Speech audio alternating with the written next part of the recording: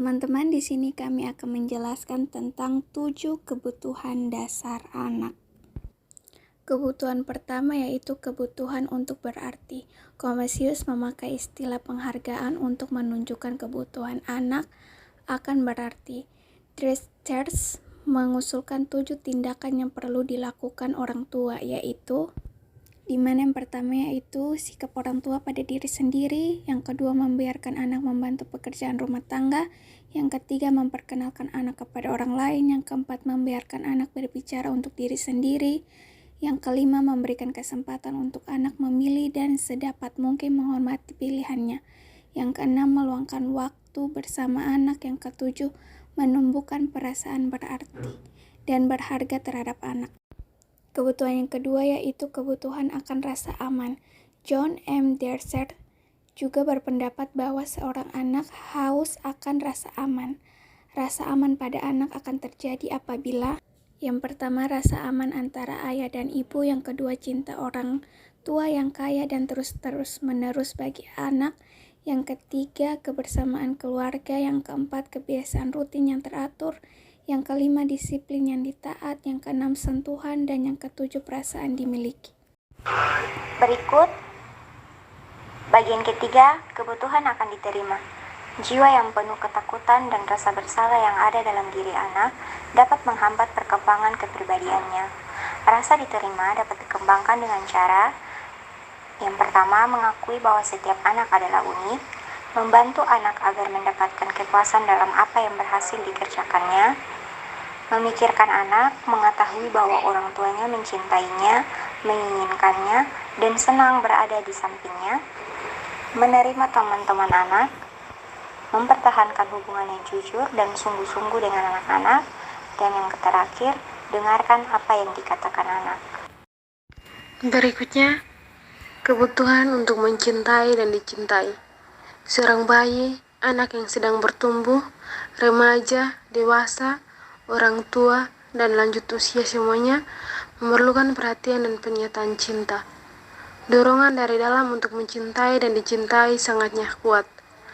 Ada beberapa cara yang dapat dipakai untuk menunjukkan rasa cinta kepada anak-anak, antara lain, cinta adalah respon yang dipelajari, cinta antara orang tua mempengaruhi kemampuan anak untuk mencintai, cinta harus diucapkan, cinta memerlukan tindakan, cinta meliputi percaya, cinta memerlukan keinginan untuk mendengarkan, cinta berarti membagi pengalaman, cinta membangun hubungan terbuka dan nyaman, cinta mengakui manusia lebih penting dari benda. Yang berikutnya bagian kelima, kebutuhan untuk dipuji. Seni memuji adalah hal dari seni yang indah tentang menyenangkan orang lain. Pujian yang tulus adalah kehangatan dan kelembutan yang semua orang perlu untuk berubah menjadi lebih baik. Dalam memberikan pujian kepada anak, hendaknya memperhatikan beberapa hal, yakni yang pertama, pujilah prestasi anak, bukan kepribadiannya.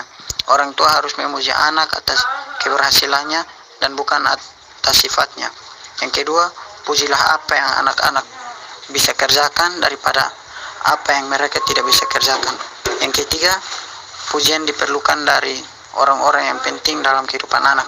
Orang tua adalah orang terpenting di dunia bagi anak. Bila orang tua memuji anak, ia akan merasa dicintai dan aman. Yang keempat, pujilah apa yang anak-anak bisa kerjakan daripada apa yang mereka tidak bisa kerjakan. Yang kelima, pujilah anak atas apa yang ia kerjakan dengan inisiatif sendiri. Yang keenam, pujilah dengan tulus. Yang ketujuh, semakin cepat pujian diberikan akan semakin baik. Dan yang kedelapan, sikap orang tua sama pentingnya seperti kata-kata mereka yang memberikan semangat. Berikut kebutuhan akan disiplin. Disiplin meliput pembentukan sikap anak secara menyeluruh melalui pemberian semangat pada tingkah laku yang baik dan membetulkan tingkah laku yang salah. Dengan demikian, disiplin itu merupakan sesuatu yang dibutuhkan anak untuk membantu anak belajar dan berkembang. Disiplin perlu untuk perkembangan anak karena disiplin itu sendiri dapat memenuhi beberapa kebutuhan tertentu dari anak. Beberapa kebutuhan itu adalah yang pertama, disiplin memberi anak rasa aman dengan memberitahukan apa yang boleh dan yang tidak boleh dilakukan. Yang kedua, dengan membantu anak menghindari perasaan bersalah dan rasa malu akibat perlakuan yang salah. Perasaan yang pasti mengakibatkan rasa tidak bahagia dan penyesuaian yang buruk. Disiplin memungkinkan anak hidup menurut standar yang disetujui kelompok sosial dan dengan demikian memperoleh persetujuan sosial. Yang ketiga, dengan disiplin, anak belajar bersikap menurut cara yang akan mendatangkan pujian, yang akan ditafsirkan anak sebagai tanda kasih sayang dan penerimaan. Hal ini esensial bagi penyesuaian yang berhasil dan kebahagiaan.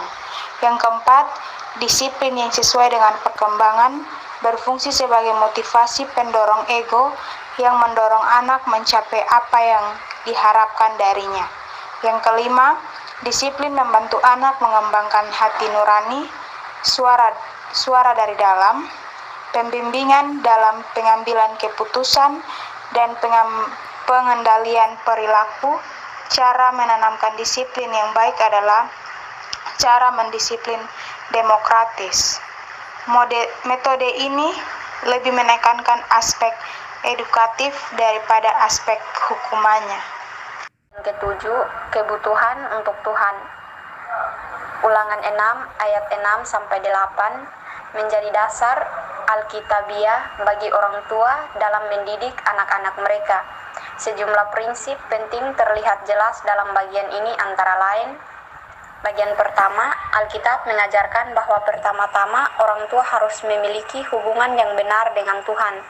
Bagian kedua, Alkitab meletakkan tanggung jawab untuk pendidikan religius kepada orang tua.